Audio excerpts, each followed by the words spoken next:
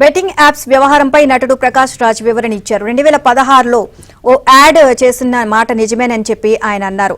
ఆ యాడ్ చేయడం తప్పని తర్వాత తెలుసుకున్నా అని అన్నారు. దీనిపై పోలీసులకు వివరణ ఇస్తా అని ప్రకాష్ రాజ్ తెలియజేశారు.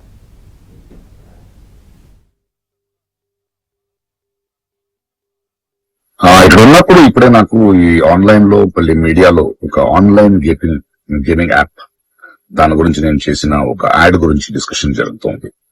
అందరినీ ప్రశ్నించి నేను సమాధానం చెప్పాలి కదా, ఎందుకంటే చాలా మంది క్వశ్చన్ చేస్తున్నారు మీరు ఎలా చేస్తారని. అది ఒక 2016 ఒక 9 years బ్యాక్ ఇలాంటి ఒక యాడ్ నా దగ్గరకు వచ్చింది, నేను చేశాను నిజం. ఆ తర్వాత కొన్ని నెలల్లోనే అది తప్పని నాకు అర్థమైంది.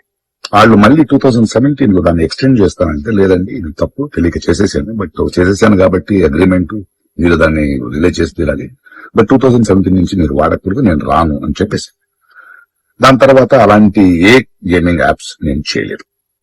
2021లో కూడా ఆ కంపెనీ ఇంకో కంపెనీకి అమ్మేసి వాళ్ళు దాన్ని ఏదో సోషల్ మీడియా ప్లాట్ఫామ్ లో యూజ్ చేస్తే నేను వాళ్ళకి నోటీసులు, వాళ్ళకి ఈమెయిల్, మళ్ళీ వాట్సాప్ లో పంపించి లేదండి ఇందులో నేను లేను, ఇది చేయకూడదు, కాంట్రాక్ట్ అయిపోయింది, ఇది తప్పు అని కూడా చెప్పాను. వాళ్ళు ఆపేశాడు.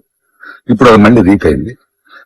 దానివల్ల ఈ సమాధానం పోలీస్ డిపార్ట్మెంట్ నుంచి నాకు ఇంకా ఏది రాలేదు. వస్తే వాళ్ళకి నేను సమాధానం చెప్తాను, బట్ మీకు సమాధానం చెప్పాల్సింది నా బాధ్యత.